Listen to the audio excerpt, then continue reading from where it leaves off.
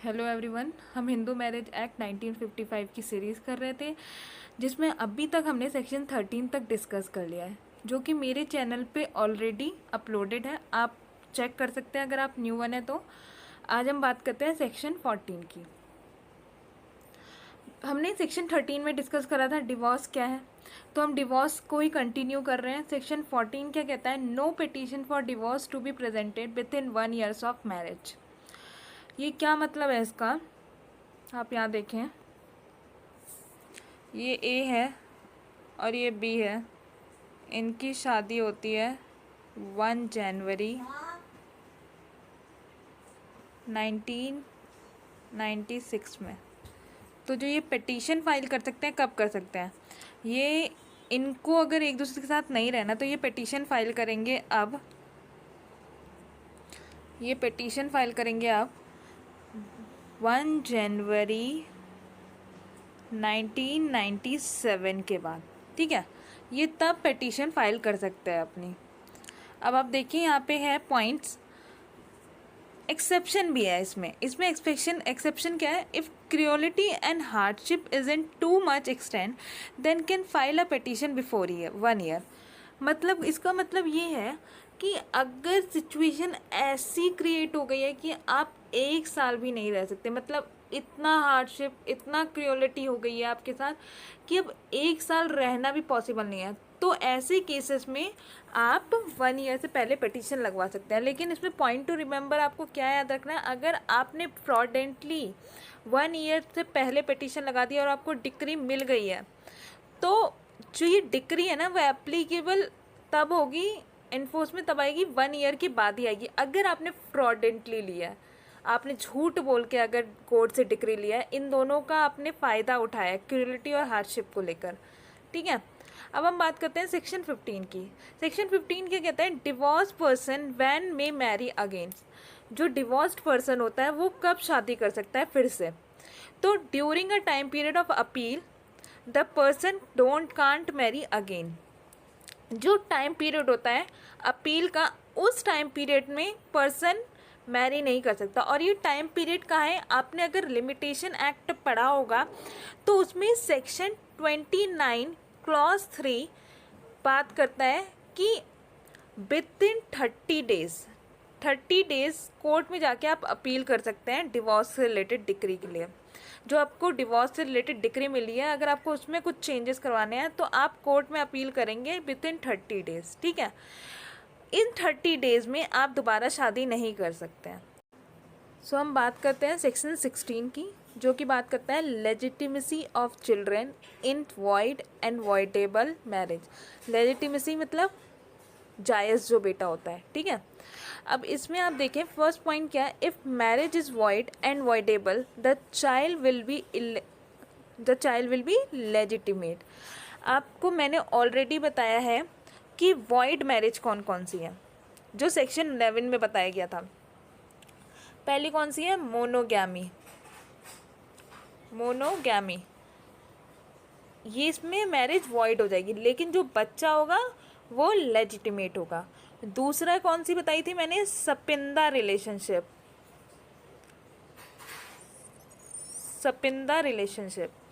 ठीक है। और तीसरी क्या बताई थी? Prohibited relationship. ये जो 3 मैरिजेस है ना, वॉइड मैरिजेस, इसमें जो चाइल्ड होगा वो लेजिटिमेट ही होगा। चाइल्ड जो होगा लेजिटिमेट होगा, आप याद रखें। ऐसे ही सेम अगर आप वॉइडेबल मैरिज की बात करते हैं, वॉइडेबल मैरिज किस में डिफाइंड है? सेक्शन 12 में। सेक्शन 12 में वॉइडेबल मैरिज में मैंने कुछ ग्राउंड्स बताए थे, जैसे इम्पोर्टेंसी,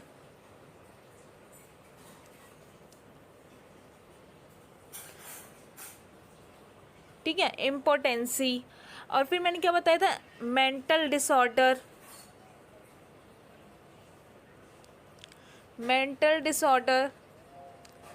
और एक और पॉइंट बताया था, फ्रॉड एंड फोर्स।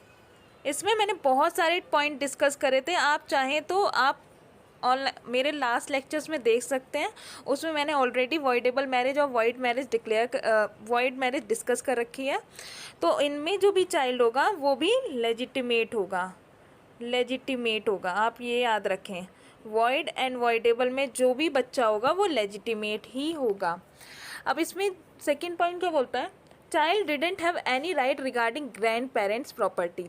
आप एग्जाम्पल से देखें, जैसे अगर मान लीजिए ये सी है और इनका बेटा था ए, इनकी वाइफ है बी, इनका लेजिटिमेट चाइल्ड हुआ वॉइडेबल मैरिज से, दो हुए S1 और S2। तो इसमें क्या होगा, ये चाइल्ड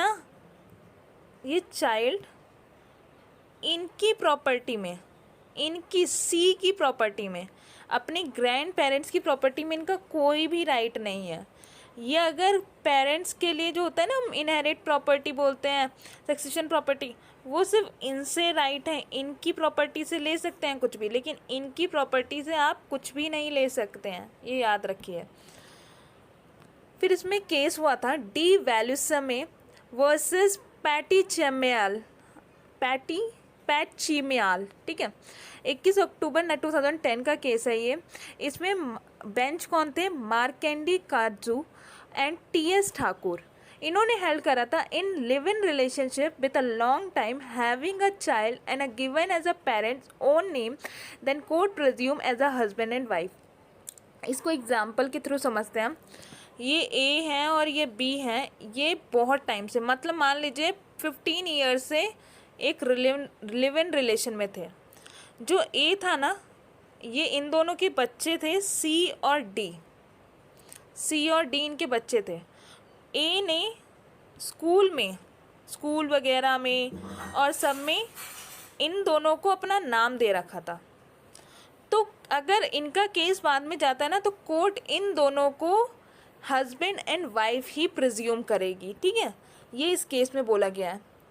तो ये आज हमारा सेक्शन 14, 15 और 16 कंप्लीट हो गया है। आई होप आपको अच्छा लगा होगा लेक्चर। अगर अच्छा लगा है तो लाइक करें, सब्सक्राइब करें और कमेंट करके बताएं। अगर आपको कोई डाउट है तो मैं क्लियर करूँगी। Thank you so much. And हाँ गाइस, अगर आपको मेरे लेक्चर्स अच्छे लगते हैं तो मेरा टाइमिंग लेक्चर अपलोड करने का एग्जैक्ट 6 o'clock होगा। तो आपको जब भी मेरे लेक्चर्स देखने होंगे, आप 6 o'clock अपने नोट्स उठाइए और पढ़ने बैठ जाइए। अगर आप साइड बाय साइड नोट्स बनाते रहेंगे तो जो आपका 2022 की प्रिपरेशन होगी, अभी तो नहीं कोई एग्ज़ाम, लेकिन 2022 के आपके कॉम्पिटिटिव एग्ज़ाम्स जो भी होते हैं, LLM से रिलेटेड, प्लैट से रिलेटेड, और जो आपके कॉलेज एग्ज़ाम्स होते हैं जुडिशरी से रिलेटेड, आप प्रिपेयर रहेंगे। तो डे बाय डे 5-10 मिनट ही आपको पढ़ना है लेक्चर से। तो आप 6 बजे आइए और मेरा लेक्चर देखिए।